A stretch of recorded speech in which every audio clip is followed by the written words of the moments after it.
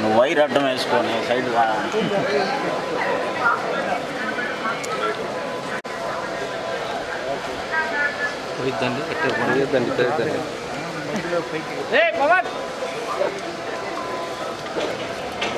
Gate చూసి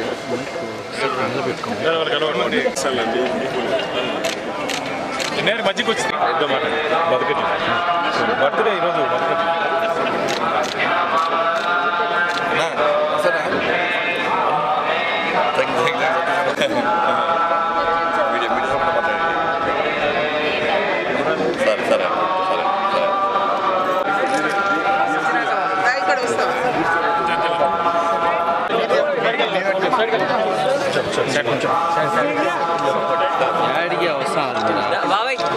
sir నేరు నడుచుకోవచ్చు Warangal sir పక్క పక్క కదా ఆంధ్ర కూడా మీదే కదా మంచి మనిషి మీరు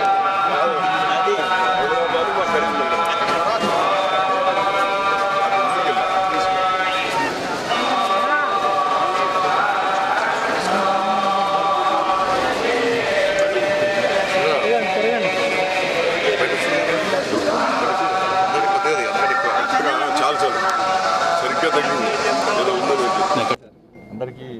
నమస్కారం. కలియుగ ప్రత్యక్ష దైవం, కోరిన కోరికలు తీర్చేటువంటి కొంగు బంగారం అటువంటి స్వయంగా స్వామివారు కొలువైనటువంటి తిరుమల తిరుపతి దేవస్థానం ఇవాళ స్వామివారిని దర్శించుకోవడం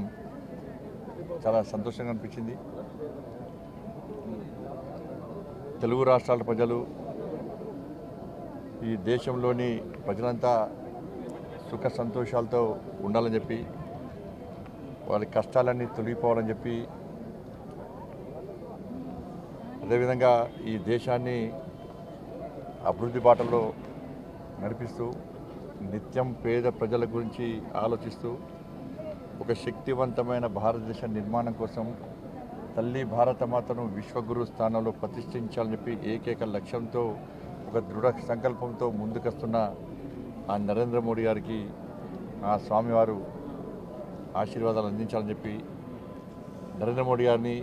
కాపాడాలని చెప్పి, ఈ దేశంలో కాపాడాలని చెప్పి స్వామివారిని వేడుకోవడం జరిగింది. మాలాంటి కార్యకర్తలం అందరం కూడా ఈరోజు ఈ స్థాయికి వచ్చినామంటే ఆ స్వామివారు పెట్టిన భిక్షనే.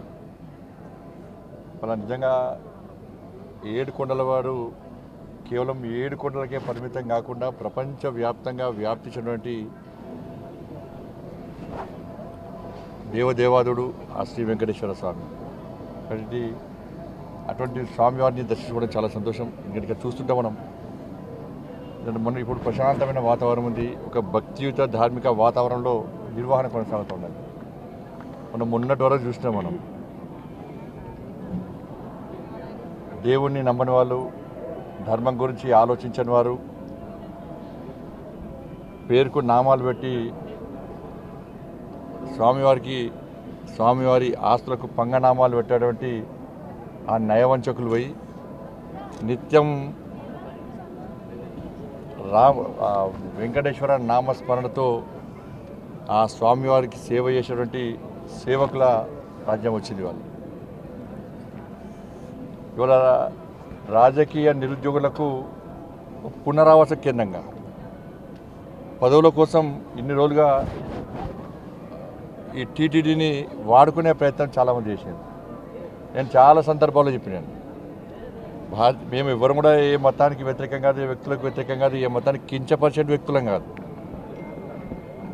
కానీ హిందూ ధర్మానికి వ్యతిరేకంగా, హిందువులు ఆరాధ్యాయ దైవంగా భావించినటువంటి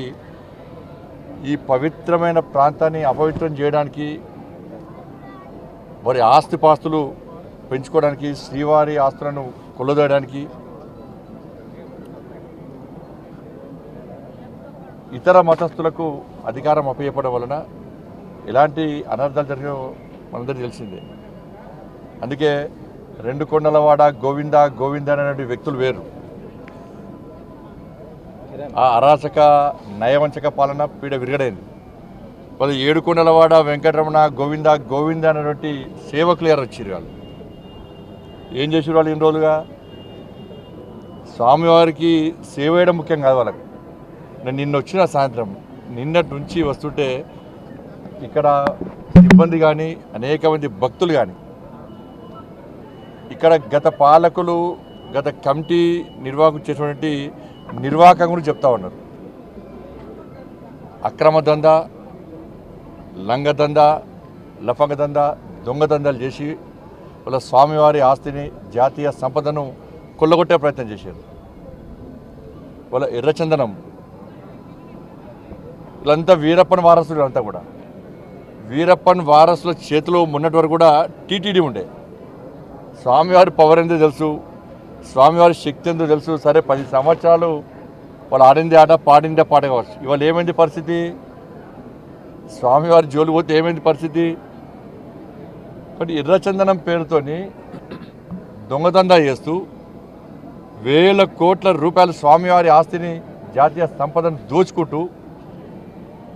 వాళ్ళే ఇవాళ రాజకీయాలను శాసించే స్థాయికి వచ్చారు రాజకీయ నాయకులను వాళ్ళ గుప్పిట్లో పెట్టుకొని ఎన్నికల్లో గెలవాలన్నా ఎన్నికల్లో ఖర్చు పెట్టాలన్నా పార్టీలు నడవాలన్నా చివరకు ప్రభుత్వాన్ని కూడా అప్పులు ఇచ్చే స్థాయికి వచ్చినంటే ఇంతకన్నా దుర్మార్గం ఇంత సిగ్గుచేటి కూడా కాదనే విషయాన్ని మనం గుర్తుంచుకోవాలి తప్పకుండా దీన్ని వదిలిపెట్టే ప్రసక్తి లేదు గతంలో విషయంలో చంద్రబాబు నాయుడు గారు మాట్లాడారు పవన్ కళ్యాణ్ గారు మాట్లాడారు మా భానుప్రకాష్ గారు మిశ్రా వీళ్ళందరూ కూడా ఈ విషయంలో చాలా సందర్భాల్లో ఫైట్ చేశారు కానీ వాళ్ళ ఆలోచన ఏంది ఉన్నన్ని రోజులు ఈ ఎర్రచందనం పేరుతో మొత్తం దోచుకోవాలి శ్రీవారి సంపదను దోచుకోవాలి మేము కోటీశ్వరులుగా మారాలని చెప్పి ఒక దురాలోచనతో వాళ్ళు ఇన్ని రోజులు ఇక్కడ నిత్యం పాలన కొనసాగించారు కాబట్టి దాన్ని వదిలిపెట్టే ప్రసక్తి లేదు పూర్తిగా ఈ విషయాన్ని మా కేంద్ర హోంశాఖ మంత్రులు అమిత్ షా గారి తీసుకొస్తాం తప్పకుండా దీన్ని నివేదికలు తెప్పించుకుంటాం ఎర్రచందనం స్మగ్లింగ్ పేరుతోని స్వామివారి సంపదను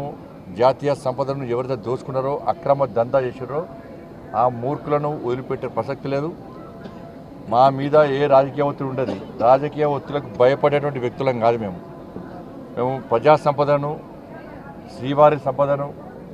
జాతీయ సంపదను కాపాడే వ్యక్తులం